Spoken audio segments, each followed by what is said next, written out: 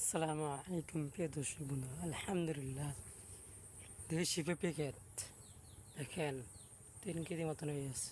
আলহামদুলিল্লাহ এলা পাকবে 10-12 দিন পরে পাকলে আমি ঢাকা নিব। ঢাকা নিয়ে আধা কাঠটা বেচবো।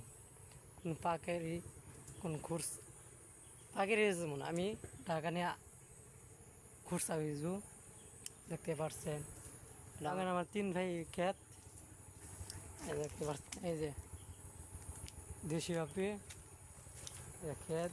আলহামদুলিল্লাহ ক্ষেত পাবদার মোটামুটি আলহামদুলিল্লাহ ভালোই ফলন, দেশি পেঁপে ফলন ভালোই।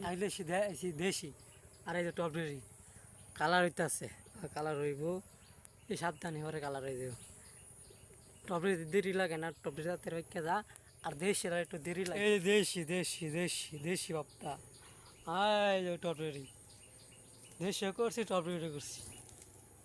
বাগান বড় বাগান, 3 ভাই বাগান, 3 ভাই ক্ষেত।